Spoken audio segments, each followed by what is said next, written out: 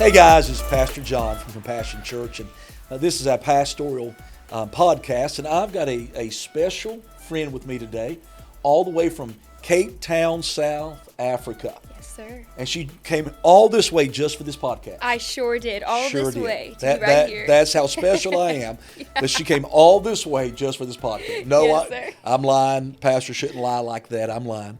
Actually, she is here this week speaking at Southwestern Christian University. Yes. Now, she was at church Sunday, and said that she will never be able to listen to another preacher again. Of course. How could I? Of course, the most amazing thing she's ever heard. And we know that's a lie. But this is Susie Deklerk. Yeah, yes, sir. Did I say it right? Tell me You if I said did. it right. Yeah, yes, Susie Deklerk. That's me. Yes, sir. Okay. You said it very well. You said it Okay. great. I All right. struggled to say it for the longest time. She actually was going to let me say it another way because she didn't think I could say it the correct way. No, you did a great job. I normally will tell, because it's a very Afrikaans surname, because my husband's from South Africa, because I'm from Texas originally, live in South Africa. He's from South Africa. It's a very Afrikaans surname. So in America, I normally just say Deklerk. Now, how long did it take you to learn how to say his name correct? I don't even know if I could tell you. When we were dating, I would practice saying his name in secret and I wouldn't tell him I didn't know. And I'd avoid saying his last name any chance I could because I knew I couldn't say it. And I eventually had to learn when I realized, I'm gonna marry this man, so I've got to be able to learn how to say it. So now you just call him Honey. Is that what Honey, you're saying? love, Honey. love, Works love bug. great. Love bug is actually my name. Well, I do have to Farm. say, when I first met my wife's name is Laurie, Laurie. Laurie. But when I first met her, I called her Lori. Okay. I go, Lori, and she'd go, Laurie. Laurie. And I go, I'm sorry. So I finally went, sorry, Laurie. So that's good. how I learned her name, Sorry Sorry, Laurie. And that's Laurie. terrible, isn't it? No, I think it's great. Yeah, I think it's terrible. But Right. anyway, so good to have you with us today. Thank In you fact, so you head much. back tomorrow, is that correct? I do. I head back tomorrow. Short flight, 20-something hours? Short 20-something hours. I believe one flight's a couple hours, and then the next one is like 15. Wow. Something like Goodness, that's a long flight. Well, we'll be sir. praying for you as Thank you travel. you. Thank you. Please And, do. Believing for an upgrade. Amen. Susie did an amazing job today at chapel at Southwestern, and she talked about your move. In Yes. other words, it's our move now.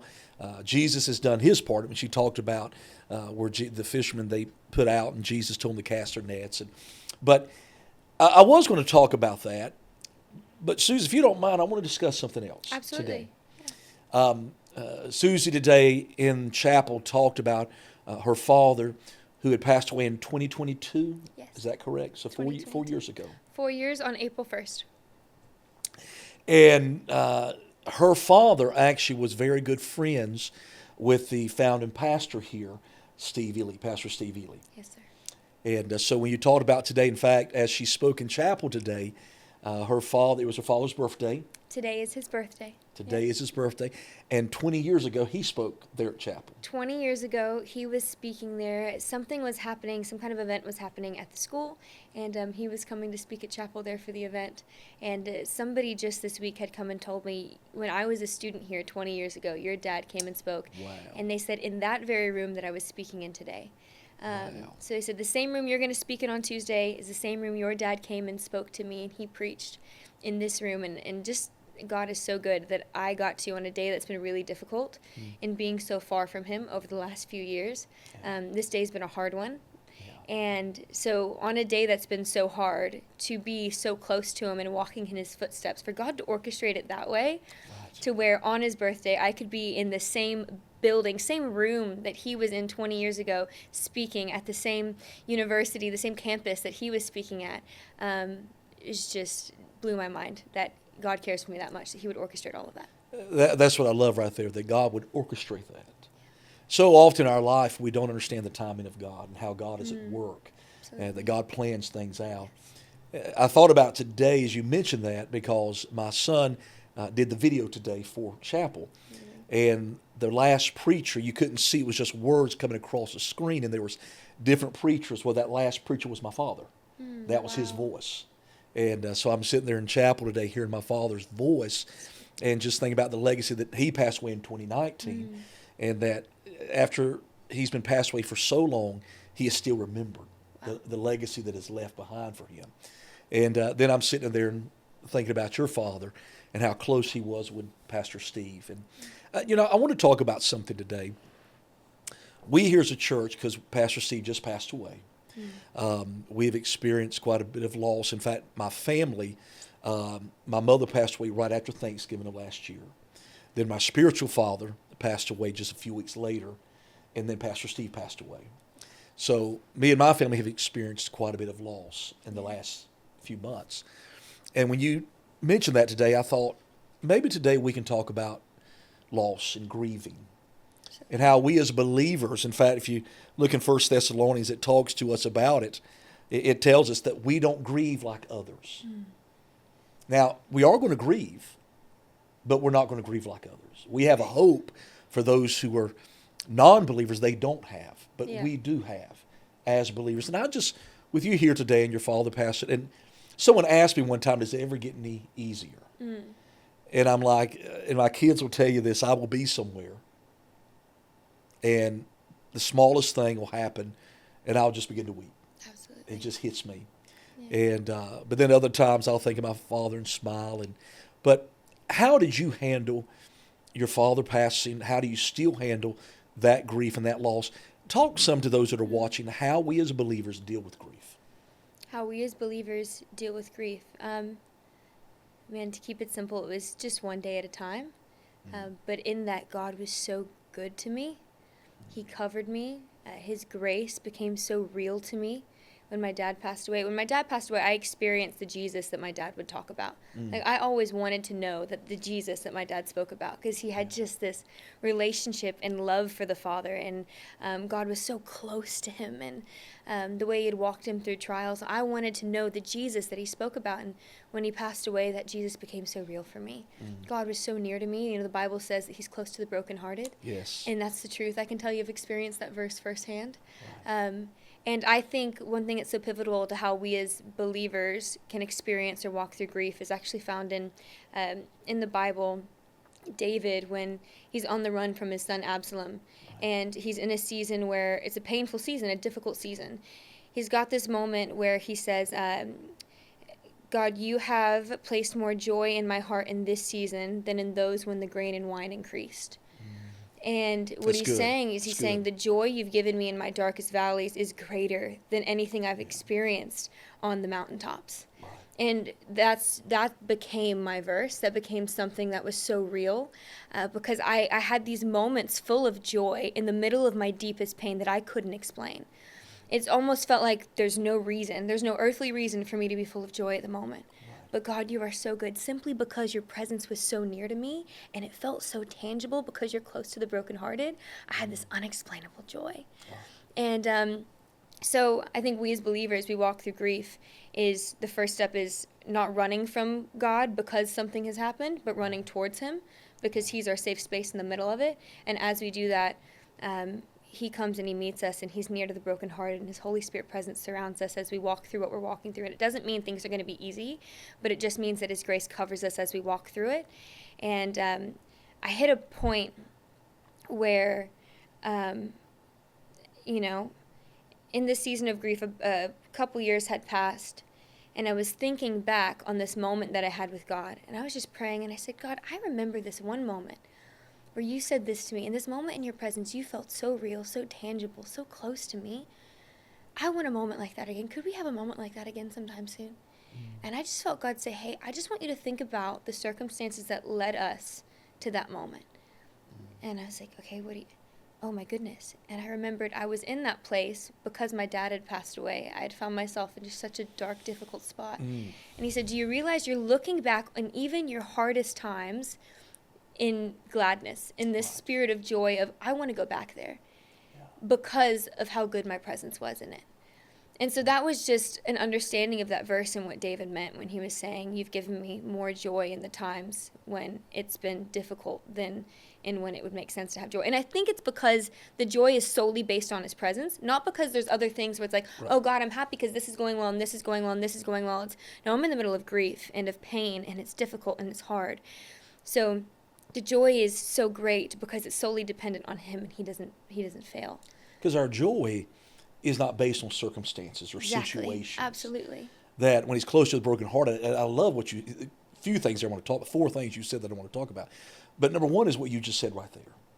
That even in the worst moment of your life, and I like how God told you that, do you remember Yeah. when you were that close to me? Yeah. Do you remember that it's probably should have been one of the most difficult Yeah. moments of your life? A time you should never wish to go back Yes. to. Yeah. But that's when you were closest to me. Yeah. Because then you must rely on me, nothing else.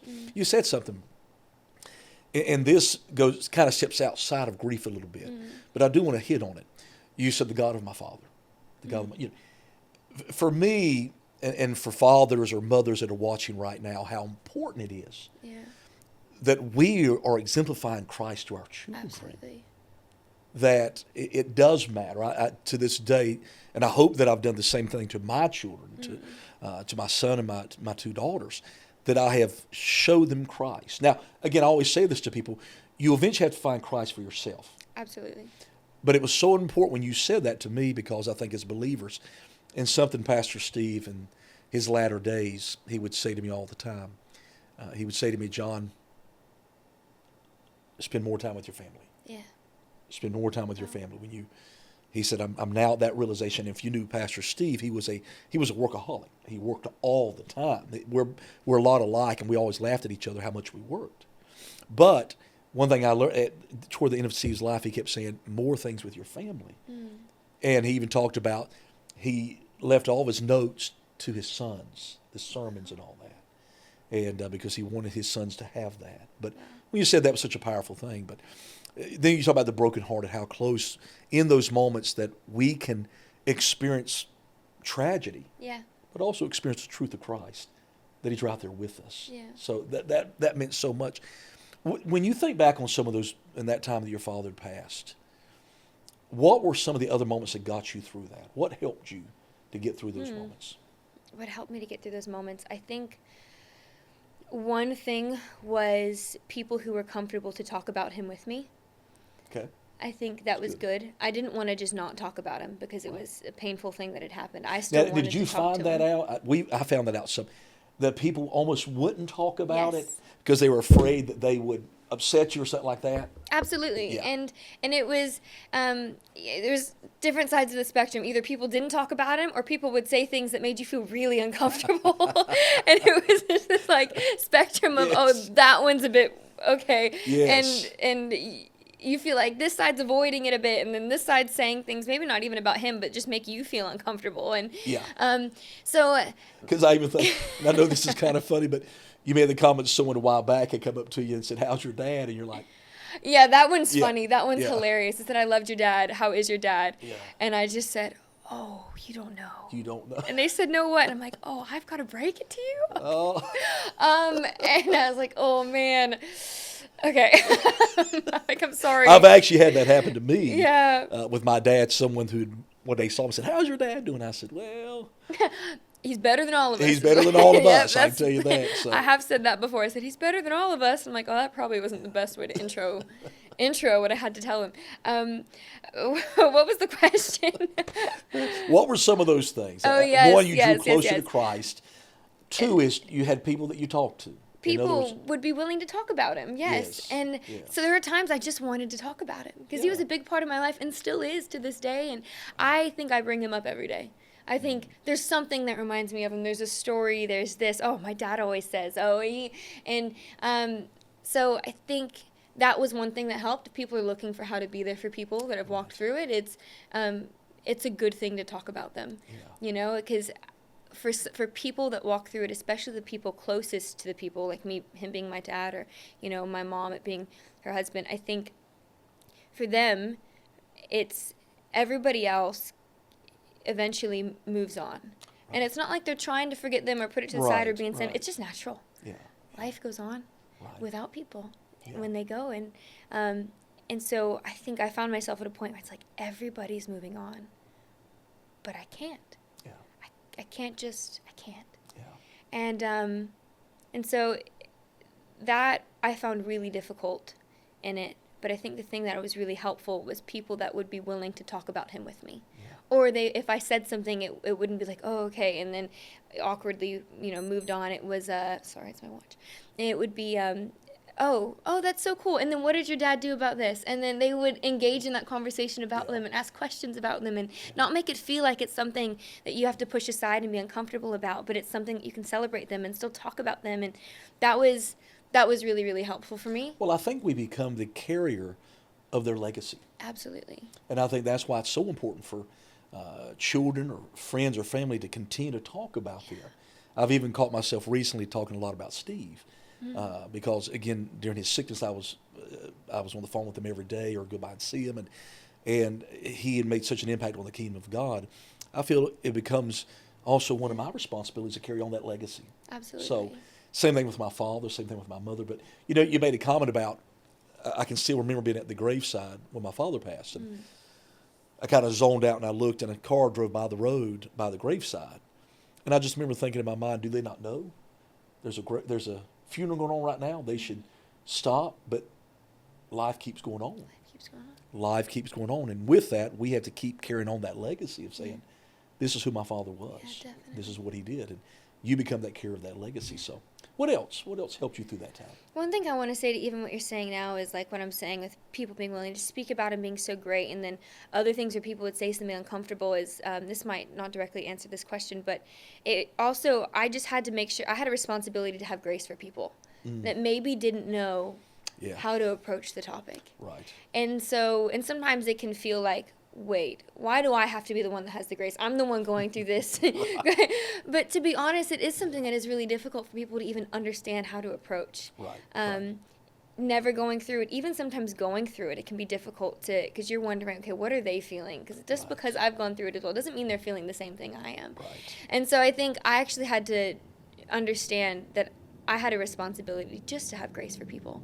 And that grace brought freedom to myself as well, to where I didn't have to get, if somebody had said something weird, like I've had people comment on, in that time grieving, I lost quite a bit of weight just because I didn't eat as much. Right. And it's a normal part of the process at times for some people, and I had people comment on my weight and just things like that. It just made really uncomfortable, like, oh my goodness. Yeah. Questions like, oh, you've lost so much weight, is that because of the grief? And I was like, yeah, it is.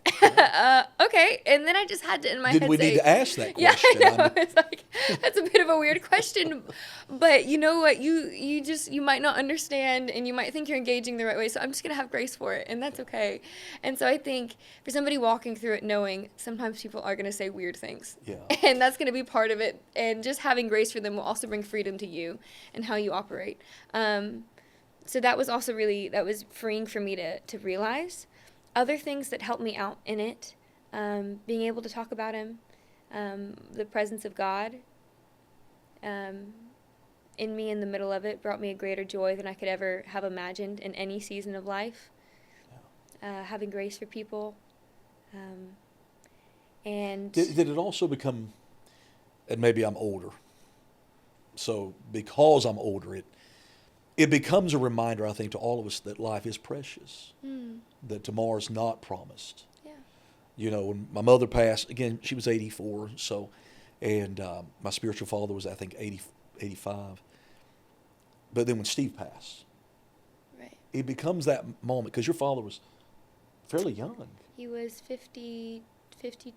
Yeah, that's what I Just turned 52. It becomes a reminder to all of us, not a scary moment, but I think a reminder for all of us who are going through grief that remember that moment, that someday that day will come to us, unless the rapture happens. And I think we've all prayed for that. Take me home to the rapture, Lord. But if you don't, then this is what will happen. Absolutely. And I think it becomes a reminder, just like with Steve. That's one thing Steve kept saying to me. Just remember, life is short. It's not. And I think it becomes a reminder for all of us to say, hey, am I living right? Am I doing what God's called me to do? Absolutely. Am I serving the kingdom like I should be serving the kingdom? And I like what you said about the grace. I tell my kids all the time, give people the benefit of the doubt. Definitely. Most people don't mean to. Oh, totally. I've got a good friend of mine, and if he watches this, he'll laugh. But I've got a good friend of mine that he can't handle death. He cannot handle death. So he laughs, he makes jokes, he makes fun of things. And sometimes I'm like, oh, that's too far. You can't do that. But I've had to give him grace because I know mentally what he's doing. That's his way of coping. Absolutely. And people are going to cope. So I love what you said there, that we have to learn, give people grace. Yeah, definitely. Be kind. Give them the benefit of the doubt. Absolutely. Just say in this moment, some people just don't know what to say. My wife, I joke all the time, I'll preach a funeral. I've preached probably thousands of funerals as a pastor, and I'll come home and she'll go, how'd the funeral go? I don't know how to answer that. It was a funeral. Someone died. I had to preach, And so we kind of make it a joke now. So when I walk in the door and I've preached a funeral, she's like, well, how did it go? And but I think so often, I love what you just said there, when someone does come up in those moments of grief, and they just say the most awkward thing, Absolutely. give them grace. Definitely. Just give them grace. Yeah. And, Absolutely. Give them grace. Give them grace for it. And I think if there's one thing that I could add that was really good and helped me so much in the process, was knowing that it was all in God's plan. Amen. And that can be really difficult it can be a hard pill to swallow. Right. Is, God, how could this be your plan? Right. But it's not for us to understand the why. No. And I think I just found so much peace in knowing it was his time. Yeah. And God is so gracious and kind that he actually gave so many little things around him passing to know, and just confirmations of, oh, it was his time. Yeah. It was meant to be. Like little things in the lead up to it that he had done, or things after. And it doesn't make any part of it easier. And grief doesn't ever go away. It just changes and looks different. Right. It doesn't go away. It doesn't make it easier. It doesn't make it, but just the peace in knowing, okay, God, you're in it, even though it doesn't feel good. I always tell people one thing, that a word that we don't discuss many times when we talk about God is the word sovereignty. He's a sovereign God. Absolutely. He's got a plan and a purpose for all things. And because of that, we have to realize and trust and believe that even death is part of that plan. That when we're supposed to go, when we're supposed to leave this earth. And I'll close with this. We've gone a little bit over, but when we were sitting in the living room one night, my father had just passed, and I was talking about legacy. And the main thing I was talking about is what we do behind closed doors is more important than what we do in front of people. Great. And I said that, your grandfather always taught us that. Your character is what you do behind closed doors. And just the time I said that, Avery, my daughter's sitting there, and her phone dings. She got a text. And when she pulls the text up, pretty much what I had just said about character pops up on her phone. It's a quote, and after it just said Bishop James D. Leggett. And my daughter goes, Dad, what you just said, and she looks at me, and just this shocked look on her face, and well, a friend of hers was working at Chick-fil-A at the time. Wow. And the manager there, they're having a meeting, and the guy quoted my dad in the meeting. And as soon as he quoted my dad, he texted and sent it to my daughter. Well, there was no doubt in my mind at that moment that was God and that was my dad. Absolutely. Just let me know I'm okay. Yeah. It's all right. And it's going to be all right for you too. Absolutely. So I think for all of us, be reminded for those who have passed. That's the joy. That's what in 1 Thessalonians it is saying. Yeah. We don't grieve like others. Why? Because we know where they're at. If I could call my mother or my father or Steve or your dad today and say, hey, we miss you, when you come back? They'd be like, no. Love you, but I ain't doing it. We've got a heavenly perspective. That's right. Absolutely. I'm where I want to be. Hey, I'll see you soon. Yeah. Don't worry, but I'll see you soon. Absolutely. So, I want to thank you so much for coming. Thank you. And, thank you for having me. Thank you so much. I'm What's honored. your word? Very, very wise in your words. And as young as you are, very wise in your words. Thank you so much. God's got a great purpose for you and your husband. And Praise God. again, the youth pastors there at Hillsong and Cape Town, and we're just praying blessings over you guys. And, thank you. Guys, thank you so much for watching. Join us next month for our podcast. God bless.